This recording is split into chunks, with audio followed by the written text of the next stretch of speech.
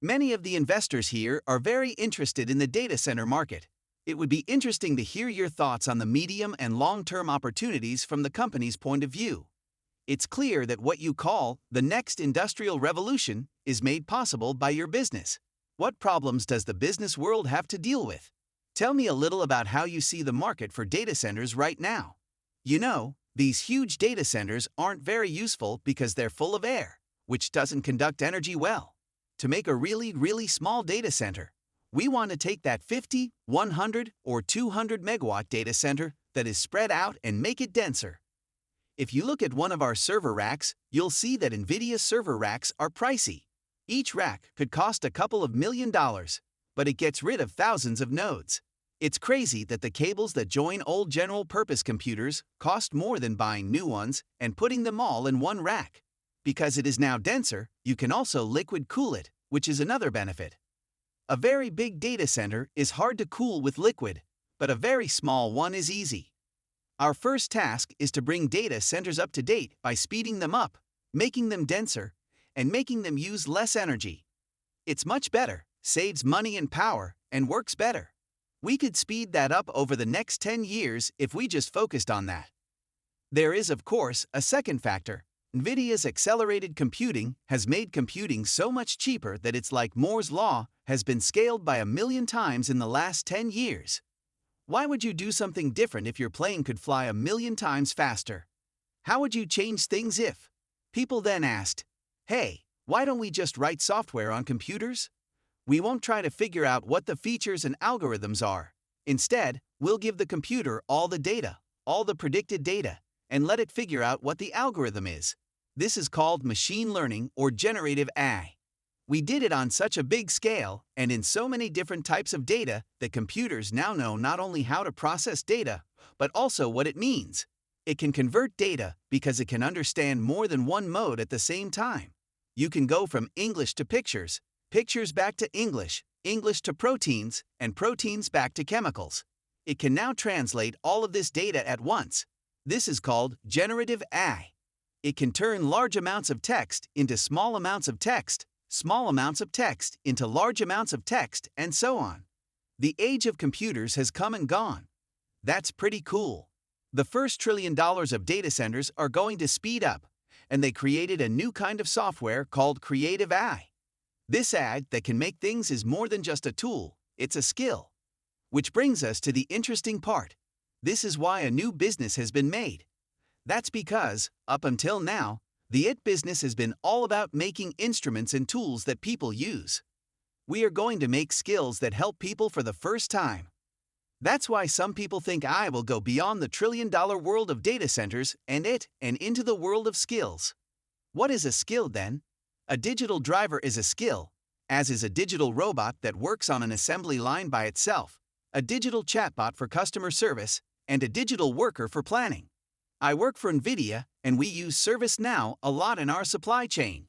We also have digital employee service. Because of this, we now have all these artificial people, and this is the current wave of AI. Take a step back. From what you just said, it sounds like there is a discussion going on in the financial markets about whether or not there is a good return on investment as we continue to build this AI infrastructure. At this point in the cycle, how would you measure ROI for a customer? How did the ROIs look for PCs and cloud computers when they were at similar stages of their adoption cycles? How do they compare to where we are now as we continue to grow? Let's check it out. If you remember, virtualization was the big thing before cloud.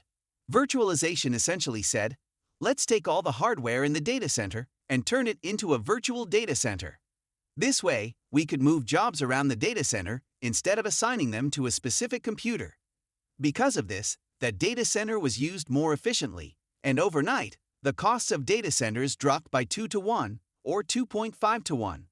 This is called virtualization.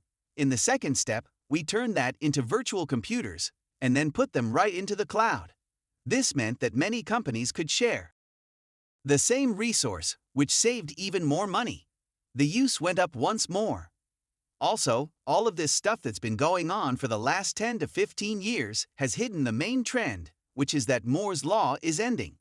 We found another 2 times in cost savings, which hid the end of transistor scaling and CPU scaling. Then, all of a sudden, we had already found ways to make these things more useful and cut costs, so we're done. That's the reason why our data centers and computers are getting bigger right now. The first thing that's happening is faster computers. A 20-to-1 speed up is normal when you take your data processing work and speed it up with Nvidia in the cloud. This is because Spark is probably the most popular data processing engine in the world right now. You get 10 times the savings, but you have to pay for the Nvidia GPU that helps the CPU. The cost of computing might go up a little, maybe even double, but the time it takes to compute goes down by about 20 times, so you save 10 times as much. This kind of return on investment, ROI, is common for accelerated computers. I would tell everyone to speed up everything they can, and then run it with GPUs after they're done improving it. That's an immediate return on investment when you speed things up. Later, we'll talk about generative AI. In the first wave, infrastructure players like us and all cloud service providers put the infrastructure in the cloud so that developers could use these machines to train the models, fine-tune the models, protect the models, and so on. This is a great investment because there is so much demand that for every dollar they spend with us, they rent something worth $5. This is happening all over the world. Everything is gone, and this is in such high demand it's crazy. Of course, we already know about some of these apps: OpenAI, ChatGPT, GitHub Copilot, and code writers that we use at work. It's amazing how much production has grown. Today, there isn't a single software worker in our company who doesn't use code generators. These can be the ones we make ourselves for TUDA or USD, another language we use, Verilog, C, or C++. That being said, I don't think every bit of code will be written by software engineers anymore. In the future, I think all of our software engineers will have digital engineers working with them all the time. When I think about Nvidia, I see that we have 32,000 workers, but around them are hopefully 100 times more digital engineers. Nvidia is that the system you built today for training will work great tomorrow for inference. I think that most of ChatGPT is learned from the same kinds of systems that it was just trained on. You can draw conclusions from it if you can train on it. You're also leaving behind a lot of machinery that will be very good at drawing conclusions. There's no doubt in your mind that you can use the money you earn from the investment to build a new infrastructure that can grow with your business. You know you'll leave something useful behind. In just 1 year, Nvidia and the rest of the community will work to make the algorithms better so that the rest of your infrastructure gets 5 times better. It's going to stay that way. The way people think about infrastructure is, I built it for training today, so it must be good for training. We know it will be good for inference too. There will be more than one measure of inference. It's helpful to have a bigger model to distill from if you want to distill a smaller one. Because of this, you will still make these amazing frontier models. They will be used for groundbreaking work, making fake data, teaching smaller models, and distilling them down. There will be huge models, small models, and even very small models at the end.